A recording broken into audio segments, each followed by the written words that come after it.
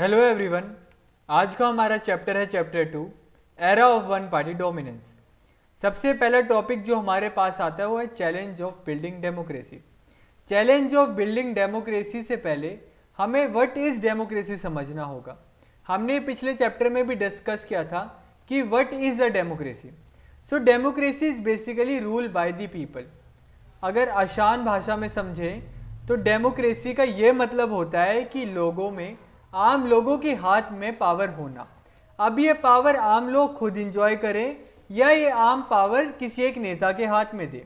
अब अगर 1000 लोग मिलकर किसी एक चीज़ में डिसीजन लेंगे तो कोई डिसीजन ले ही नहीं पाएंगे, क्योंकि 1000 लोगों के अलग अलग ओपिनियन, अलग अलग व्यू पॉइंट होगा तो कोई ये काम हो ही नहीं पाएगा। तो इसलिए 1000 लोग मिलकर किसी एक इंसान को वोट करते हैं और अगले 5 साल तक वो एक इंसान आपके बिहाफ पे डिसीजन लेता है। So this is a democracy. अब हमारे पास टॉपिक है challenge of building a democracy. अब हम ये जानते हैं कि 1947 में हम आज़ाद हुए, मगर 1757 से लेकर 1947 तक इन 190 साल तक ब्रिटिशर्स का हमारे ऊपर राज था। जब ब्रिटिशर्स हमारे ऊपर थे तब उस टाइम पे कोई डेमोक्रेसी नहीं थी। जो ब्रिटिशर्स ने अपनी तरफ से रूल डिसाइड कर दिया वो ही रूल फाइनल होता था। उसमें इंडियंस का कोई से नहीं होता था, इंडियंस का उसमें कोई लेना देना ही नहीं था। जो इन्होंने डिसाइड कर दिया वो ही पत्थर की लकीर है। इसकी वजह से हमारे कई फ्रीडम फाइटर्स को सूली पे टांग दिया गया, कोई जान से मार दिया गया। क्यों? क्योंकि कुछ डेमोक्रेसी ही नहीं थी, कोई अकाउंटेबिलिटी ही नहीं थी, जुडिशरी उनका पूरा था।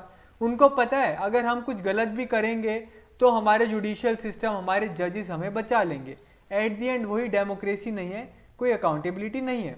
तो जैसे ही हम आज़ाद हुए सबसे पहला जो हमने डिसीज़न ये लिया कि हमें इंडिया को एक डेमोक्रेसी बनाना होगा, ताकि हमारे जो उस टाइम पे 30-35 करोड़ लोग थे उनकी बात सुनी जा सके, कोई आम इंसान इलेक्शन कंटेस्ट कर सके, कोई आम घर से जो इंसान आया है वो आए और देश के लिए कुछ कर सके। इसके लिए हमें डेमोक्रेसी चाहिए, ना कि अमीर का बेटा ही अमीर बनेगा या राजा का बेटा ही राजा बनेगा। ये चीज़ हमें नहीं चाहिए। मगर हमारे साथ साथ उस समय पे कई और देश आज़ाद हुए, उन देशों के अंदर डेमोक्रेसी नहीं आई। उन देशों के अंदर जैसे लिख रखा है नॉमिनल डेमोक्रेसी आई, इफेक्टिव डेमोक्रेसी आई, वन पार्टी रूल आया, आर्मी रूल आया या फिर रूल बाय लीडर्स आया। इसका बेसिकली ये मतलब है डेमोक्रेसी की बजाय या फिर मिलिट्री रूल करने लग गई। क्यों? मिलिट्री के अंदर जैसे मार्शल लॉ होता है, अब 15 लाख लैसबंद लोग अगर रूल करने चाहें तो नेता तो डरेंगे, पुलिस वाले डरेंगी, जुडिशरी डरेगा ही। तो ऐसे ही जैसे पाकिस्तान में होता है, वहाँ की आर्मी वहाँ के पॉलिटिशियंस को डरा के रखती है। अब हमारे देश में हमने ये नहीं होने दिया। हमने चाहा कि पॉलिटिशियन सुप्रीम रहे। क्यों? क्योंकि पॉलिटिशियंस हमारे देश के लोगों को रिप्रेजेंट करता है, प्राइम मिनिस्टर हमारे देश के लोगों को रिप्रेजेंट करता है। इसलिए हमने कहा कि हमारे देश में डेमोक्रेसी सुप्रीम है। कई देशों के अंदर वन पार्टी रूल आ गया, जैसे चाइना में कि एक ही पार्टी खड़ी होगी इलेक्शन के अंदर, उस पार्टी का जो लीडर होगा वो चीफ मिनिस्टर, प्राइम मिनिस्टर या फिर प्रेसिडेंट बन जाएगा। ये किसी मायने में डेमोक्रेसी नहीं है, ये डेमोक्रेसी का मजाक है। असली डेमोक्रेसी अगर हम जानना चाहें वो है इंडिया के अंदर, कि एक ही पोस्ट के ऊपर डिफरेंट पार्टीज कंटेस्ट करती है, डिफरेंट कंटेस्टेंट कंटेस्ट करते हैं, और जिस कंटेस्टेंट पे लोगों का, इस प्रजा का दिल आता है वो इलेक्शन जीतता है और अपनी सरकार बनाता है। ठीक है। अब ये जो आए one party rule I, army rule आए दूसरे नेशंस के अंदर, वो ये नहीं आए कि हम आपके ऊपर आएंगे, रूल करेंगे, आपको दबा के रखेंगे। जब इनको पावर में आना होता है ये कहते हैं कि अगर हम पावर में आएंगे तो हम डेमोक्रेसी लाएंगे। एट द एंड इनको भी डेमोक्रेसी की आड़ में ही आके पावर में आना होता है कि अगर हम आएंगे तो डेमोक्रेसी अच्छे से चल पाएगी, हम होंगे तो डेमोक्रेसी को प्रोटेक्ट कर पाएंगे, हम होंगे तो दोबारा ब्रिटिशर्स को नहीं आने देंगे।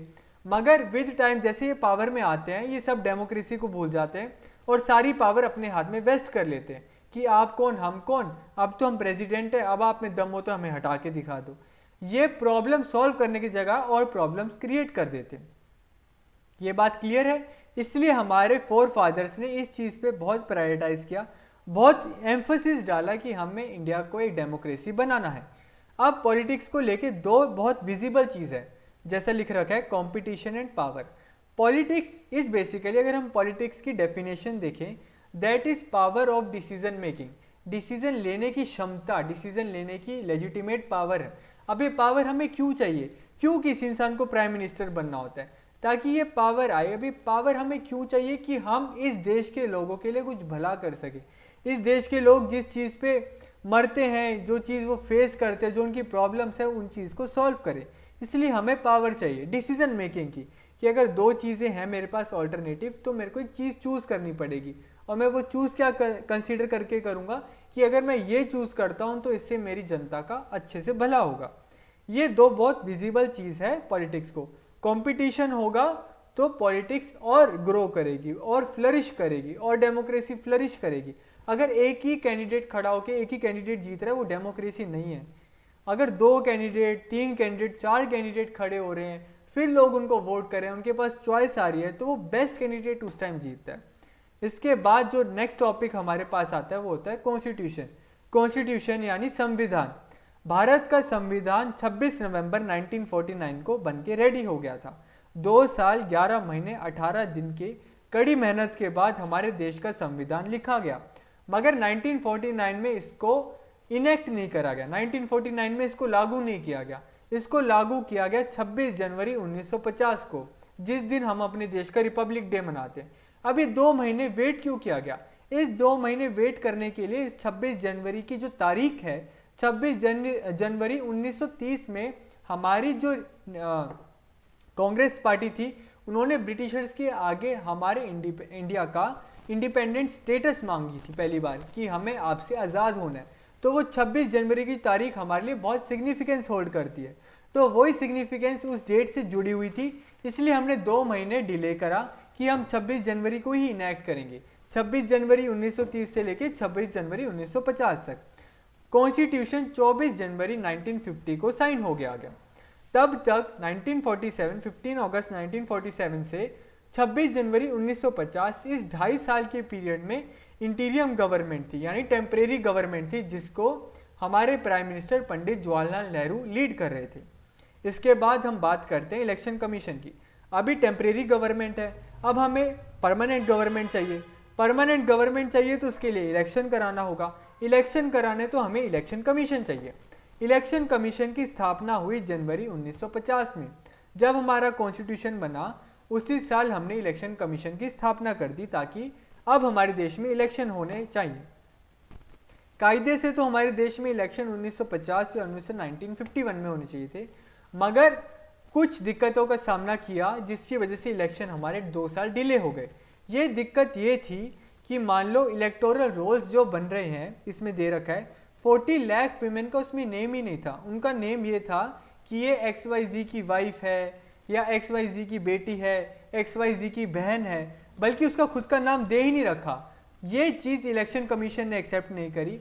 उन्होंने कहा कि जाओ इसे वापस रिवाइज करा के लाओ, जो उस वुमेन का नाम है हमें वो ही नाम अपनी इलेक्शन कमीशन की लिस्ट में डालना है, ताकि वोट अच्छे से काउंट हो सके और कोई लैक्यूने ना रह जाए इस प्रोसेस के अंदर। इसी वजह से जो डिले आया, और प्लस जो दूसरा डिले था, इंडिया का साइज़ बहुत बड़ा है और उस टाइम पे हमें इंडिया को डिफरेंट हिस्सों में बांटना था। डेलिमिटेशन कमीशन बोलते हैं कि इंडिया को हम 400 छोटे छोटे टुकड़ों में या फिर 490 छोटे छोटे टुकड़ों में तोड़े, ताकि उसमें डिफरेंट लोकसभा की सीट एलोकेट की जा सके और वहाँ से हमारे लोकसभा के मेंबर खड़े हो जाए। इसके बाद जो नेक्स्ट आता है वो होता है first general election. First general election हमारा हुआ था 1951 के अंदर। इसके अंदर 17 करोड़ एलिजिबल वोटर्स थे। टोटल पॉपुलेशन अराउंड 35-40 करोड़ थी। उसमें से 17 करोड़ लोग ऐसे थे जो 18 प्लस थे और एलिजिबल थे वोट करने के लिए। अब वोट करने के लिए हमें स्टेट लेवल पे भी चीफ मिनिस्टर चाहिए और नेशनल लेवल पे भी अब हमें प्राइम मिनिस्टर चाहिए। प्राइम मिनिस्टर बनता है मेंबर ऑफ लोकसभा से, MP से, और चीफ मिनिस्टर बनता है member of legislative assembly, MLA से। तो 3200 MLA और 489 लोकसभा के मेंबर के इलेक्शन होने थे। इतने मास स्केल पे इलेक्शन कराया हमारी इलेक्शन कमीशन ने उस समय पे, तो उनको एक सैल्यूट बनता है। प्लस उस टाइम पे हमारे लोगों के बीच में इतनी लिटरेसी नहीं थी, इतने लोग हमारे अवेयर नहीं थे इलेक्शन को लेके, डेमोक्रेसी को लेके, फिर भी 50% ऑफ दी जो टर्नआउट आया वो चीज़ बहुत कमेंडेबल है। इसके बाद जो नेक्स्ट पॉइंट है वो है 15% ऑफ द वोटर्स लिटरेट थे बस। अगर 100 वोटर्स हैं हमारे देश में उस टाइम पे, तो उसमें से सिर्फ 15 लोग पढ़े लिखे थे, बाकी 85 लोगों को तो क ख ग तो याद हो गया, मतलब उनको बेसिक लिटरेसी, बेसिक नॉलेज नहीं थी। इलेक्शन कमीशन को इन 3200 MLAs और 489 मेंबर ऑफ लोकसभा के इलेक्शन कराने के लिए 3 लाख ऑफिसर की सहायता लेनी पड़ी। 3 लाख ऑफिसर को ट्रेन किया गया कि ऐसे ऐसे करके इलेक्शन कराने हैं। अब ये जो इलेक्शन ऑफिसर होते हैं ये बेसिकली टीचर्स होते हैं या कोई गवर्नमेंट एम्प्लॉय होते हैं, इनको स्पेसिफिकली इलेक्शन के लिए बुलाया जाता है। अब हमारा देश उस टाइम पे one of the largest country था और सारे देश की निगाहें हमारी तरफ थी कि India one of the poorest country, गरीब देश, इलिटरेट लोग, ये डेमोक्रेसी लाएंगे। तब तक डेमोक्रेसी का ये परसेप्शन है कि डेमोक्रेसी अमीरों के लिए है, वेस्ट के नेशंस के लिए, यूके, फ्रांस, जर्मनी और यूएसए, इन देशों के लिए है, और इंडिया जैसा छोटा देश, छोटा इन द सेंस गरीब देश, थर्ड वर्ल्ड कंट्री, ये कराएगा इलेक्शन। तो डिफरेंट ऑथर्स ने, डिफरेंट न्यूज़पेपर राइटर्स ने, एडिटर्स ने इंडिया के बारे में क्या क्या छापा कि इंडिया फेल डेमोक्रेसी बनेगा, इंडिया को देख के लोग जानेंगे कि डेमोक्रेसी हर किसी के लिए नहीं होती, वो अमीर देशों के लिए होती है। ये चीज़ वो हमें क्रिटिसाइज़ कर रहे थे। क्रिटिसाइज और क्रिटिक में फ़र्क होता है। वो हमें क्रिटिसाइज़ कर रहे थे, बेमतलब में इंडिया को बदनाम कर रहे थे। मगर जैसे हमारे देश में इलेक्शन हुआ, इस तरह लंबे मार्जिन से जो इलेक्शन हुआ, 6 महीने तक इलेक्शन चला, ये इलेक्शन कैंपेनिंग, वोटिंग, काउंटिंग सब के अंदर 6 महीने लगे थे मोटा मोटा। 3200 MLA, 489 लोकसभा के मेंबर्स, उनके लिए इलेक्शन कराना, और हर एक, अभी हम देखेंगे, हर एक पोस्ट पे 4-4 लोग खड़े थे, उनके इलेक्शन कराना, और पहली बार इलेक्शन इतने बड़े स्केल पे कराना, और वो भी सक्सेसफुली। तो इस चीज़ ने, इलेक्शन कमीशन ने सारे देश में पूरे दूसरे देशों के लोगों का मुंह बंद करा दिया, अपनी काबिलियत, अपनी जो कैपेबिलिटी है, कैलिबर प्रूफ कर दिया सबके आगे। ठीक है, अब इलेक्शन पोस्टपोन हुए थे 2 बारी 1952 से पहले। एक बारी तो हमने देख लिया कि विमेन के नाम नहीं थे उसके अंदर, 40 लाख विमेन का नाम नहीं दे रखा, XYZ की वाइफ, XYZ की बहू, XYZ की ये वो करके उसका नाम था। एक बार तो इसकी वजह से डिले हुआ, और ये इलेक्शन जो हमारे कंडक्ट किए गए, ये अक्टूबर 1951 से फरवरी 1952 तक कंडक्ट किए गए, और इसको 1952 के इलेक्शंस बोला जाता है, क्योंकि अक्टूबर, नवंबर, दिसंबर ऑफ 1951 में ज़्यादा कुछ काम हुआ नहीं था। मेजॉरिटी ऑफ द इंडिया ने जनवरी 1952 में ही जाके वोट किया। मेजॉरिटी ऑफ द इंडिया में 1952 में ही वोटिंग हुई, इसलिए इसको हम 1952 के इलेक्शंस बोलते हैं। और 6 महीने, 4 महीने गलत दे रखा है, 6 महीने लगे कैंपेनिंग में, पोलिंग में और काउंटिंग ऑफ वोट्स में। अब हम 1952 के इलेक्शन को सक्सेसफुल इलेक्शन क्यों कहते हैं? क्योंकि हर एक पोस्ट पे 4 कैंडिडेट्स मिनिमम खड़े थे। ये नहीं था कि एक ही कैंडिडेट खड़ा है, वही आया और वही जीत गया। हर एक पोस्ट पे 4 कैंडिडेट से, मतलब अच्छी चॉइस अवेलेबल कराई गई थी ताकि हम चूज़ कर सकें और बेस्ट कैंडिडेट को वोट कर सकें।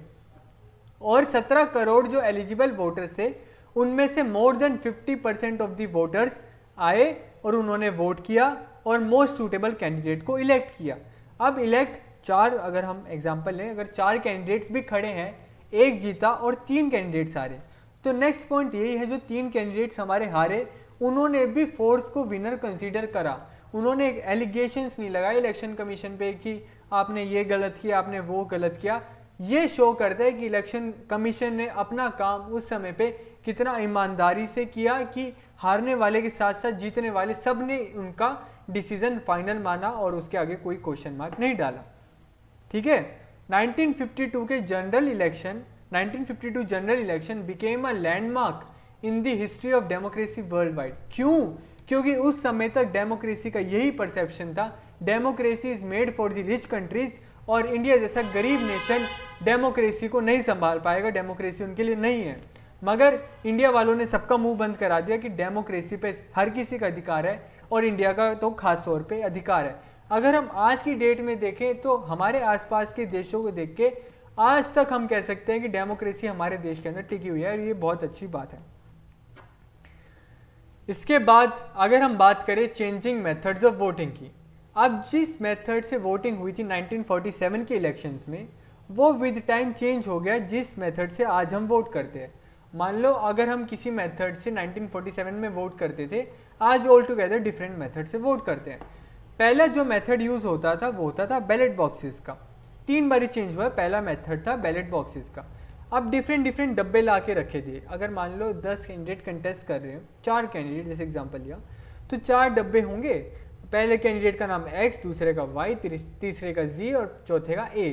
ये 4 कैंडिडेट्स के नाम बाहर पोस्टर से ऐसे चिपका रखे थे और पार्टी का सिंबल उसके नीचे होता था कि ये 4 डब्बे हैं, 4 कैंडिडेट्स हैं और 4 ये हैं। अब मान लो मेरे को X को वोट देना है, तो मुझे एक ब्लैंक पेपर दिया जाता था और मुझे उस ब्लैंक पेपर को X के ऊपर, मतलब X के डब्बे में जाके डालना है। अब इससे सहूलियत क्या थी, इसका एडवांटेज क्या था कि वोटिंग ईजी थी, इलिटरेट लोग भी जाके वोट कर सकते थे। अब इसका डिसएडवांटेज क्या था कि इतने सारे डब्बे लाएं कहाँ से। अब जैसे 3200 MLA कंटेस्ट करें तो 3200 स्टील के डब्बे, कितना स्टील वेस्ट किया, कितना हमने पेपर वेस्ट किया। तो ये चीज़ ज़्यादा फीजिबल नहीं था, इसमें रिसोर्सेज बहुत यूज़ हो रही थी। तो इसको 2 इलेक्शंस के बाद चेंज कर दिया गया। अब 2 इलेक्शन के बाद क्या लाया गया कि 4 डब्बे छोड़ो, एक ही डब्बा आ गया। ठीक है, अब हर एक बूथ पे एक डब्बा था। अब हर एक बूथ पे अब डिफरेंट कैंडिडेट्स को कैसे मर्ज करें, तो एक बैलेट पेपर लिया, उस बैलेट पेपर में डिफरेंट कैंडिडेट्स के नाम डाल दिए, X, Y, Z और A। अगर मुझे X के आगे वोट करना है तो मुझे X के आगे Z मतलब टिक मारना है या फिर स्टैम्प डालना है, उसको फोल्ड करना है और बैलेट बॉक्स में डालना है। अब इससे क्या हुआ, इससे पेपर का यूसेज बढ़ गया, जैसे पहले बढ़ा हुआ था इससे और यूसेज बढ़ गया।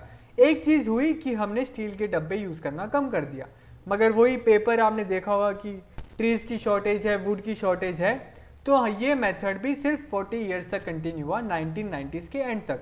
लेट 1990s ने इलेक्शन कमीशन ने EVMs का यूज़ करना शुरू कर दिया।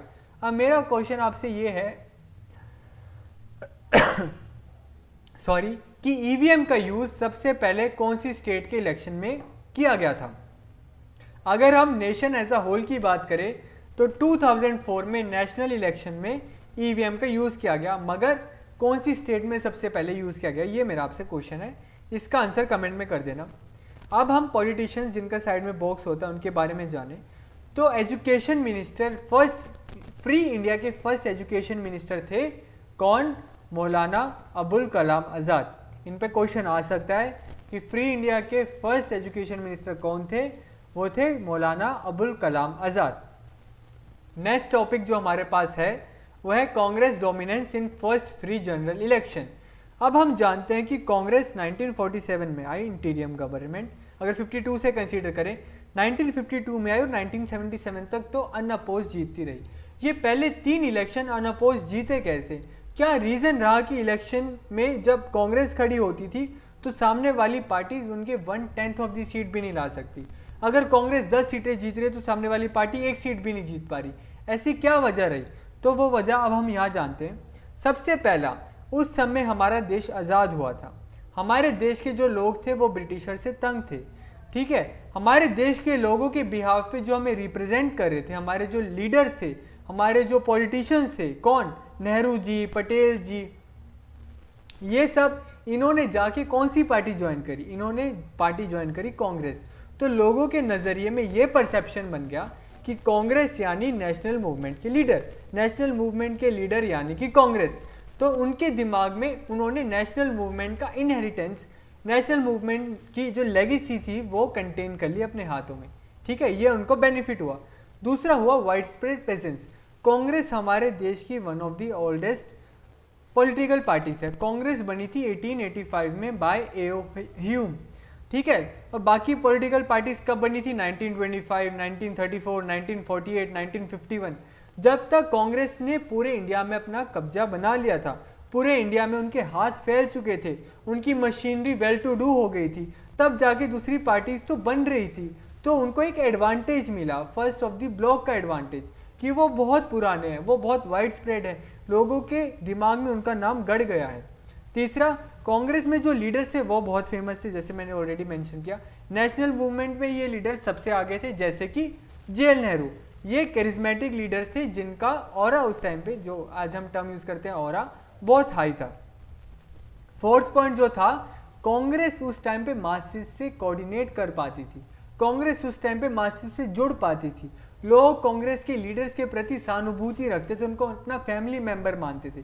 और कांग्रेस उस टाइम तक पूरे इंडिया में उनका कैडर था कि लोग अपने आप को प्राउड फील करते थे कि हम कांग्रेस के इस लीडर के साथ जुड़े हुए हैं या फिर हम कांग्रेस के खुद के मेंबर हैं। ये चीज़ कांग्रेस को कहीं ना कहीं जाके बहुत बेनिफिट करती है आने वाले सालों में।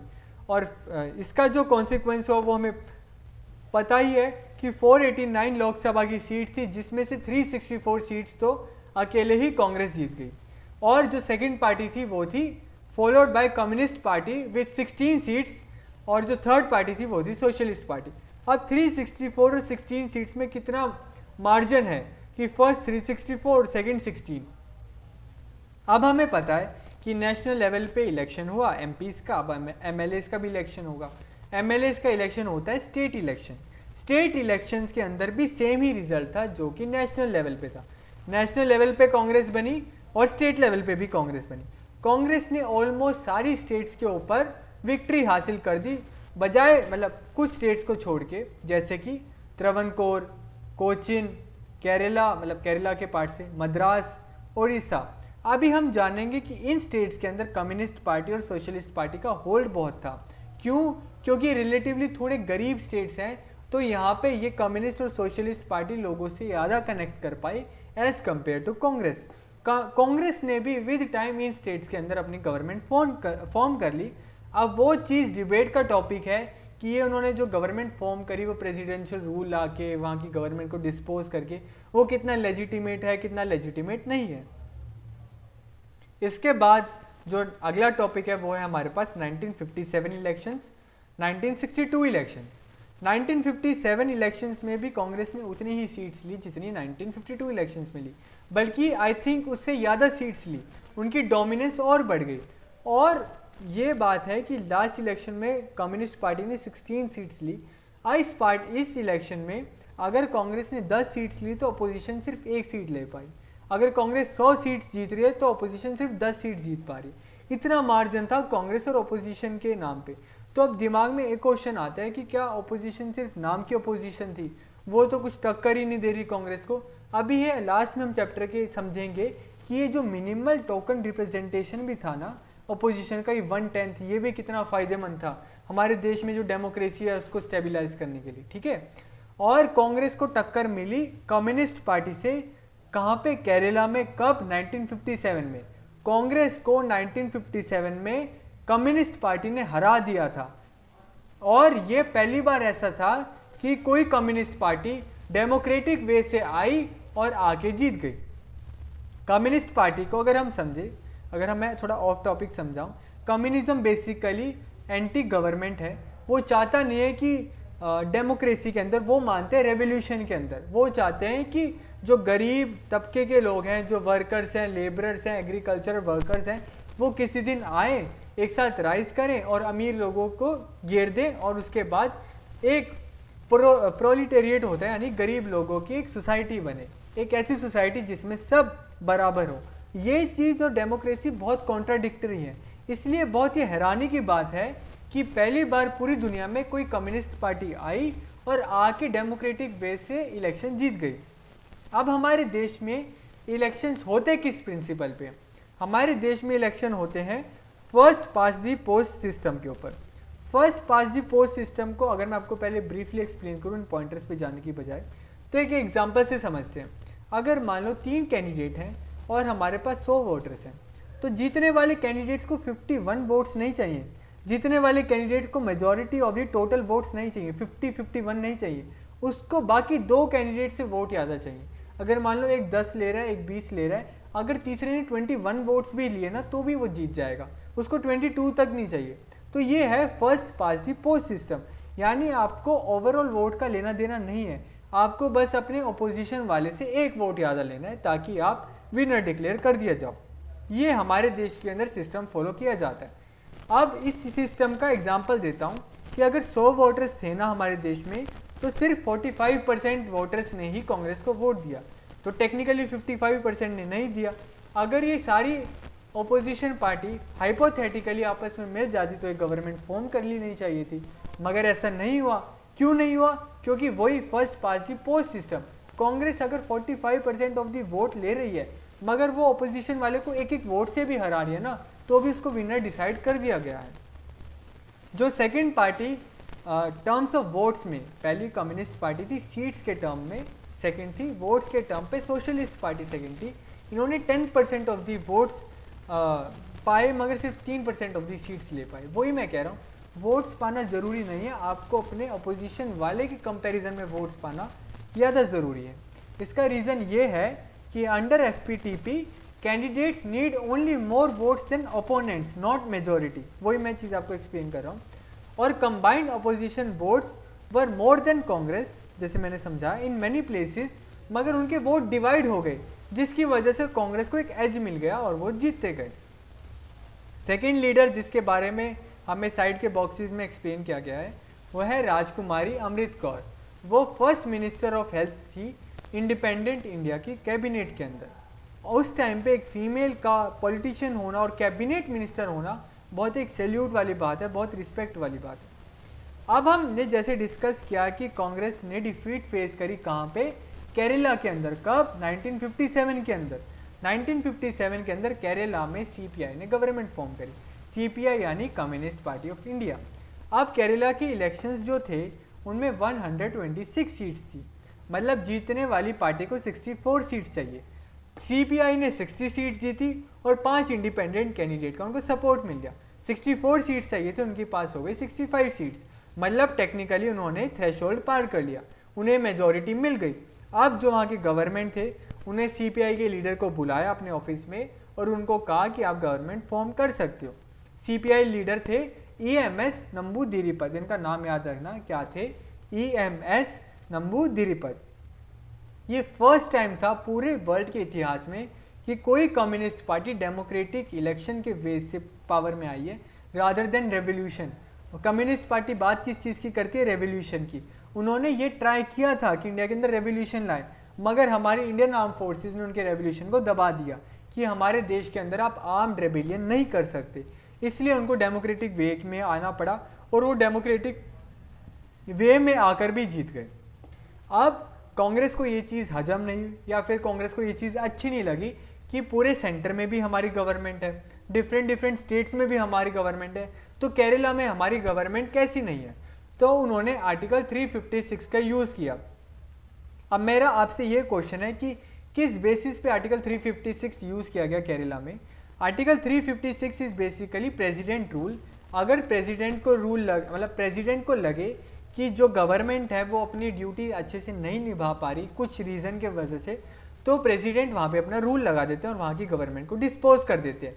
इस चीज़ का आज तक भी कंट्रोवर्सी है कि क्या कांग्रेस ने जानबूझ के कम्युनिस्ट पार्टी को हटाया क्योंकि वो नहीं चाहते थे कि कोई एक पार्टी उनको उस टाइम पे चैलेंज कर सके। ठीक है, ये चीज़ आप मेरे को बताना कमेंट सेक्शन के अंदर। इसके बाद जो नेक्स्ट आज पार्टी है हमारे पास वो है सोशलिस्ट पार्टी। सोशलिज्म और कम्युनिज्म में बेसिक ये डिफरेंस है, बात दोनों गरीबों की ही करते हैं। सोशलिज्म कहता है कि गरीब लोगों के लिए सरकार को काम करना चाहिए, मगर हम अपनी प्राइवेट प्रॉपर्टी, मान लो मेरा कोई घर है, मैं वो घर रख सकता हूँ, बस मुझे ये मेक श्योर करना है कि साथ वाला भी अपना घर खुद का बना सके, घर नहीं तो छोटा घर बना सके। कम्युनिज्म ये कहता है कि मेरा घर और मेरे साथ वाले का छोटा घर, दोनों घर सरकार के पास होगा और सरकार की मर्जी कि वो मेरे घर में किसको रखे, छोटे घर में किसको रखे, मतलब मेरा कुछ लेना देना नहीं है, मैं घर बनाऊं और सरकार को लाके दे दूं।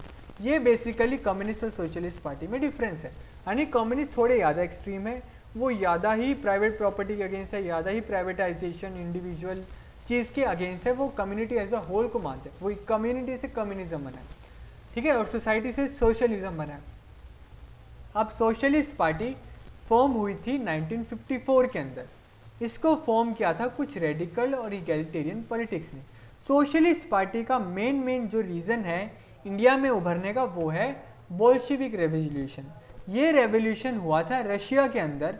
वहाँ पे इन बोल्शेविक ग्रुप ने उठे और वहाँ की जो तसार जो था वहाँ का जो प्रिंस था, वहाँ का जो एम्परर था, उसको घेरा, ठीक है, और अपनी गवर्नमेंट वहाँ पे इस्टेब्लिश करी।